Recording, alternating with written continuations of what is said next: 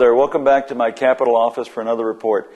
I've got some very disturbing but interesting information. Last night we found out, it was revealed, that the governor's office has been amassing a large database of Texans and gathering private and personal information on those Texans. The information is in the tens of millions of records, which means that probably there are millions of Texans already in this database. Importantly, he's doing it under the guise of Homeland Security, because the Homeland Security office in Texas is in the governor's office.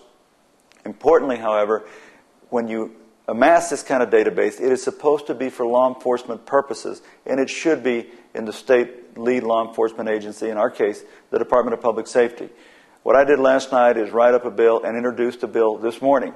I had to get permission to introduce the bill because it is later in the session, but every member who was there today voted in favor of my bringing this bill up that would take this massive database of Texans with the private information that is in there and put it over at the Department of Public Safety. The reason you want to do that is because if you have something like this in a political office like the governor's office, it is too easy for it to be potentially abused or to be used in ways other than for law enforcement purposes.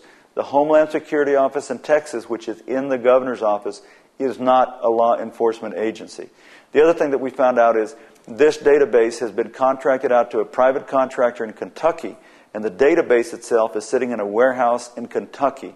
It's too easy for somebody to get in there and to break into that database and have access to information that may be about you, some of you who are watching, because we don't know who all has been put into that database. We intend to find out, but apparently it could be in the millions in terms of the number of Texans who are in there.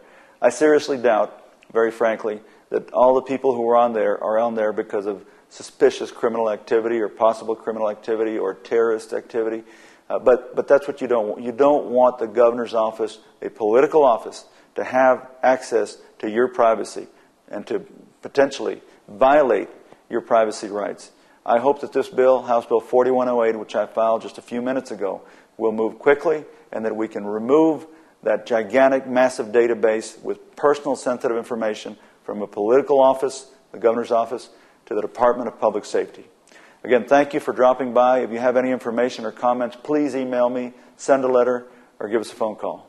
We'll be talking to you soon.